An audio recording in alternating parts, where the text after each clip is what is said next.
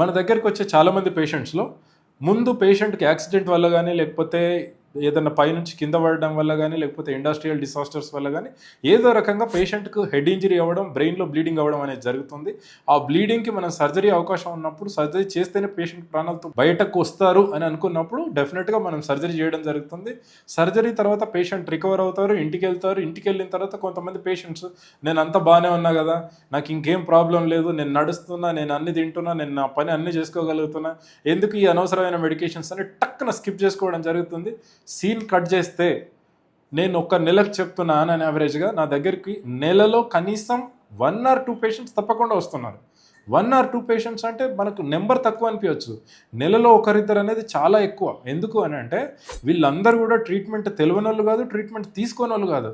మన దగ్గరికి వచ్చి మనం బ్రెయిన్ సర్జరీ చేసి వాళ్ళకు ఒక సెకండ్ లైఫ్ వచ్చి మనం ఇచ్చే ఒక 1 or 2 మెడికేషన్ సరిగ్గా వాడుకోలేకపోవడం వల్ల కానీ, లేదు అని అంటే మనం చెప్పిన జాగ్రత్తలు తీసుకోలేకపోవడం వల్ల వాళ్ళకి ఫిట్స్ వస్తున్నాయి.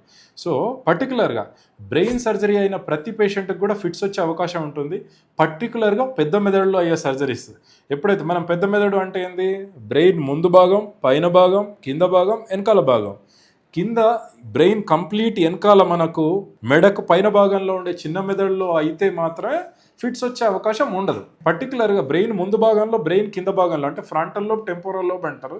దానికి సంబంధించి ఎటువంటి సర్జరీ చేసినా ఆ రెండిట్లో ఎటువంటి బ్లీడింగ్ ఉన్నా కూడా పేషెంట్స్కి ఫిట్స్ వచ్చే అవకాశం చాలా చాలా ఎక్కువగా ఉంటుంది.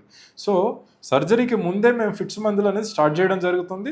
సర్జరీ తర్వాత కూడా చాలామందికి వాళ్ళకున్న రిస్క్ని బట్టి వాళ్ళు ఎన్ని రోజులు వాడాలనేది ముందే సజెషన్ చేస్తూ ఉంటాం. కొంతమందికి ఫిట్స్ వచ్చే అవకాశం ఎక్కువ ఉన్న పాపులేషన్లో మనం ముందే ఆల్మోస్ట్ 6 నెలల నుంచి 2 సంవత్సరాల వరకు కూడా ఫిట్స్ మందులు కంటిన్యూ చేస్తూ ఉంటాం. వాళ్ళు ఎంత జాగ్రత్తగా ఫిట్స్ మందులు వాడుతూ ఉన్నారు, ఆ టైంలో వాళ్ళకి ఫిట్స్ రాకుండా అసలు ఎటువంటి సిమ్టమ్ లేకుండా ఉంటే మనం మెల్లగా ట్యాపరింగ్ విధానం అంటాం. అంటే ఒకటేసారి ఫిట్స్ మందులు టక్కున కట్ చేసినట్టు ఆపేసేయం. సో డోస్ను మెల్లమెల్లగా తగ్గించుకుంటూ ఒక 2 నెలల వ్యవధిలో సగంలో అట్లా చేసుకుంటూ వెళ్ళి మనం ఫిట్స్ మందులు ఆపేయడం అనేది జరుగుతూ ఉంది. బట్ ఇక్కడ సర్జరీ చేసిన తర్వాత మన దగ్గరికి ఫిట్స్ వచ్చే పేషెంట్స్లో 100లో 99% నేను చెప్తున్నాను, జాగ్రత్తగా వినండి, 100లో 99%, 100లో 10-20% మంది కాదు. సర్జరీ చేసుకొని ఇంటికి వెళ్ళి ఫిట్స్ వచ్చిన బాధితుల్లో 100లో 99% మంది జస్ట్ పేషెంట్ వాళ్ళ చిన్న నెగ్లిజెన్స్ వల్లనే ఇట్లా జరుగుతుంది. ఆ నెగ్లిజెన్స్ ఏంటి అని అంటే, ఈరోజు అంతా బాగానే ఉన్నా కదా, ఈరోజు అన్న వాళ్ళ పెళ్ళి ఉంది కదా, ఈరోజు మన రిలేటివ్స్ది పెళ్ళి ఉంది కదా అని చెప్పేసి ఆ పెళ్ళికి వెళ్ళి ఒక్క ఫిట్స్ ట్యాబ్లెట్ వేసుకోకపోవడం వల్ల కొంతమందికి 4-5 రోజులు ఫిట్స్ మెడికేషన్ వేసుకోకపోయినా ఏం కాదు. బట్ అదృష్టం అందరిలో సేమ్ ఉండదు. కొంతమందికి నెల రోజులు ఆపేసిన వాళ్ళు, 2 నెలలు ఆపేసిన వాళ్ళు కూడా ఉన్నారు. అంటే వాళ్ళంతటికి వాళ్ళే తెలుసో తెలియక ఫిట్స్ మందులు ఆపేసిన వాళ్ళు, వాళ్ళకి ఎటువంటి ఫిట్స్ రాకపోవచ్చు. బట్ నేను చాలామందిని పేషెంట్ చూసిన, నాలాంటి స్టాండర్డ్ న్యూరో సర్జన్స్ చాలా పేషెంట్స్ని చూస్తుంటారు. ఒక్క డోస్ మిస్ అయ్యి ఫిట్స్తో వచ్చిన పేషెంట్స్ చాలామందిని చూశాను నేను. సో పేషెంట్ ఒక్క డోస్ కూడా మిస్ కొట్టవద్దు.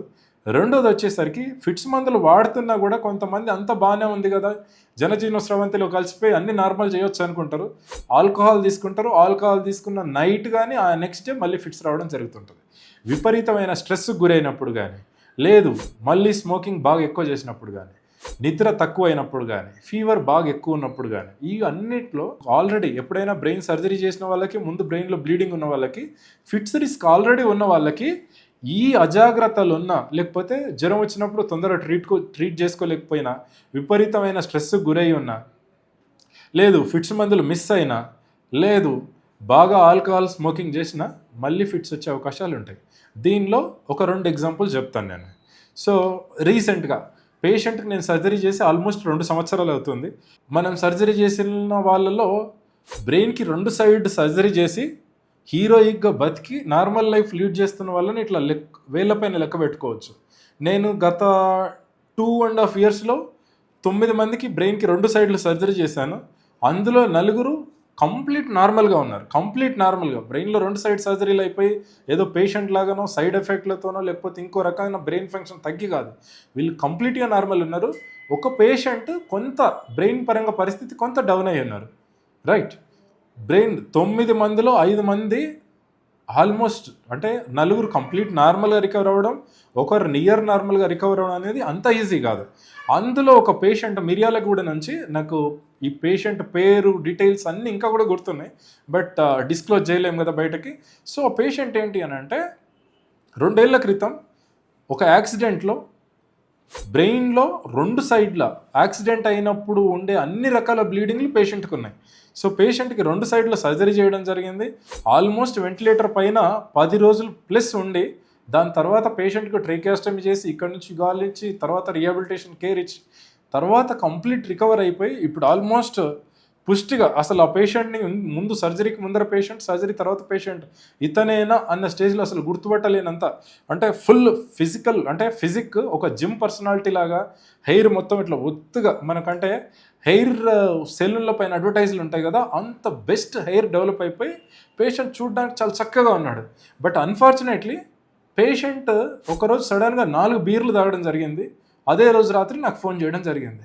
నేను ఒకటే ఎంక్వైరీ చేశాను, అమ్మ పేషెంట్ ముందు ఫిట్స్ మందులు మంచిగా వేసుకున్నాడు సార్, ఏమన్నా ఆల్కహాల్ తీసుకున్నాడా, ఏం తీసుకోలేదు సార్. సరే వాట్ ఎవర్. సో మీరు ఫస్ట్ లోకల్లో ఉన్న హాస్పిటల్లో అడ్మిట్ చేయండి, ఫస్ట్ ఫిట్స్ వెంటనే ఫిట్స్ మళ్ళీ రాకుండా చూసుకోవడం ఇంపార్టెంట్ అని వెంటనే చెప్పేసి మెడికేషన్, మీకు అక్కడ ఏదైనా ఇబ్బంది ఉన్నా కూడా నేను డాక్టర్తో మాట్లాడతాను, అక్కడ ఉన్న ఫిజిషియన్తో, మిర్యాలగూడలో ఉన్న ఫిజిషియన్తో కూడా నేను డాక్టర్తో మాట్లాడడం జరిగింది.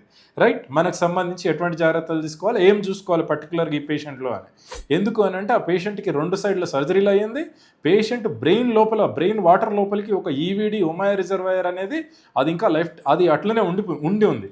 సో అట్లాంటప్పుడు మన సజెషన్ అనేది అక్కడ అవసరం. నేను తర్వాత అమ్మ మీరు జస్ట్ ఫ్యామిలీలో ఎంక్వైరీ చేయండి, మీరు కాకుండా పేషెంట్తో పాటు వాళ్ళ ఫ్రెండ్స్ ఉన్నారు కదా, తను ఒక క్లాత్ స్టోర్లోనే ఒక రెడీమేడ్ స్టోర్లో వర్క్ చేస్తారనుకుంటా, తను ఒకసారి వాళ్ళ ఫ్రెండ్స్ని ఎంక్వైరీ చేసినప్పుడు వాళ్ళు చెప్పడం జరిగింది, సార్ లేదు మేము తాగలేదు అనుకున్నాం, పేషెంట్ ఇట్లా బీర్లు తాగాడు సార్ అని చెప్పారు.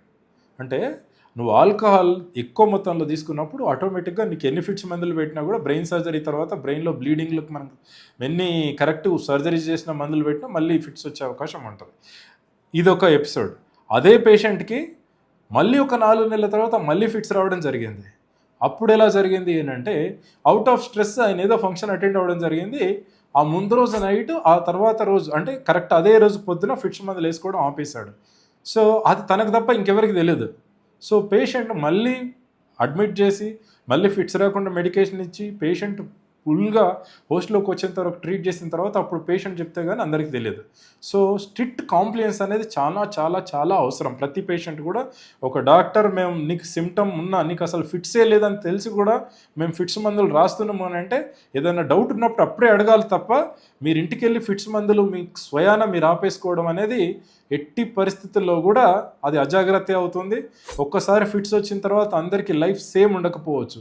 అండ్ రిపీటెడ్గా ఫిట్స్ వచ్చే వాళ్ళకి ఇంకొక కాంప్లికేషన్, అంటే పేషెంట్లకు చెప్పి భయపెట్టడానికి కాదు, పేషెంట్లు కొంత కాంప్లికేషన్ చెప్పినప్పుడు కొంత జాగ్రత్తగా ఉండే అవకాశం ఉంటుంది. సుడెప్ అంటారు, అంటే sudden unexpected death in epileptic patients అని. అంటే ఒకసారి రిపీటెడ్గా పేషెంట్స్ ఫిట్స్ వచ్చే పేషెంట్లకి మనం కరెక్ట్ పద్ధతిలో ట్రీట్ చేసి ఎంతో కొంత మనం ఫిట్స్లో నెలకి 20 సార్లు వచ్చేది నెలకు 2-3 సార్లు వచ్చేటట్టు, లేకపోతే అసలు ఫిట్స్ రాకుండా కంప్లీట్గా క్యూర్ చేసి మందులు పెట్టిన తర్వాత వాళ్ళు సడన్గా మందు ఆపేయడం వల్ల కానీ లేకపోతే ఫిట్స్ వచ్చినప్పుడు ఫిట్స్ వస్తున్న క్రమంలోనే ఆ మధ్యలోనే ప్రాణాలు వదిలేసే అవకాశం కూడా ఉంటుంది. కాబట్టి ఫిట్స్ని ఎవరు కూడా అంత అజాగ్రత్తగా చూడొద్దు. ఇంకొక చిన్న ఎగ్జాంపుల్ వచ్చేసరికి రీసెంట్గా హార్డ్లీ ఒక 5-6 డేస్ కూడా, అంటే ఈ 1 వీక్లోనే జరిగిన స్టోరీ. పేషెంట్కు ఇంతకుముందు హెడ్ ఇంజరీకి నేను ట్రీట్ చేశాను. ఇది మా కల్వకుర్తి రీజన్లో జరిగింది. ఓకే, కల్వకుర్తి నుంచి పేషెంట్ హైదరాబాద్ రావడం జరిగింది. హైదరాబాద్లో ట్రీట్ చేశాను.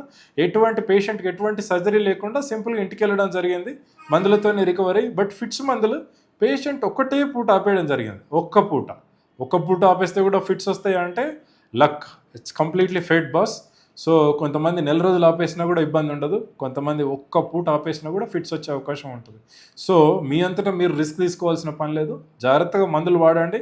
ఏదైనా డౌట్ వచ్చింది అని అంటే you just consult us, right? Thank you.